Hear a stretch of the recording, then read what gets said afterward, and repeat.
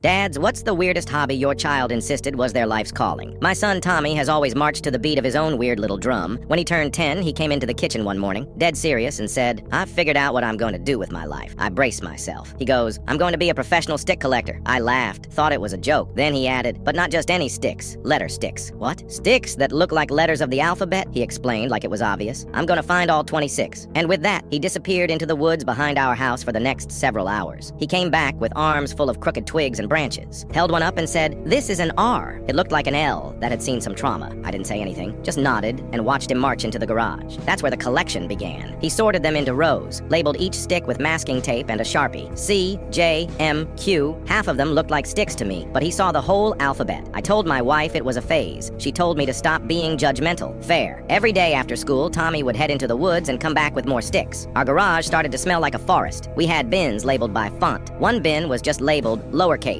sorta. Things escalated when parent-teacher conferences rolled around. His teacher pulled me aside and said, "So, Tommy's been, trading sticks for lunch items?" Apparently, he convinced half his class that different letter sticks had special powers. A T could help you ace tests. An S helped with soccer skills. Kids were handing over chips, cookies, entire juice boxes for a chunk of bark shaped vaguely like a bee. He even had a little notebook where he tracked trades and stick values. I sat him down, tried to steer him toward, normal hobbies. Sports, music, video games, stuff other kids were into. "Dad," he said, looking me dead in the eye, "you don't get it. These sticks are gonna make us rich." I just stared at him. I wanted to argue, but honestly, part of me respected the confidence. Then, one Saturday, we were at the park, and Tommy was sitting near the fountain, carefully arranging sticks on a bench like he was curating an exhibit. I was nearby, pretending not to know him, when this woman walked up. She introduced herself as a local art gallery owner and asked him about his work. Tommy lit up, gave her the whole pitch, explained the concept of organic typography and how each stick had energy based on letter identity. She looked genuinely intrigued. A week later, she called us and asked if Tommy would like to feature a small installation in her upcoming exhibition. I laughed. Tommy didn't. He spent the whole week prepping, cleaned up each stick, polished them with olive oil for some reason, and relabeled everything with better handwriting. We showed up for opening night at this trendy little gallery downtown. I figured no one would care. Probably some wine, a few polite compliments, and we'd go home. Everything sold. Outside every single stick, gone. Someone paid $200 for a stick shaped like an X that I'm 90% sure came from the gutter. Tommy made $2,300 in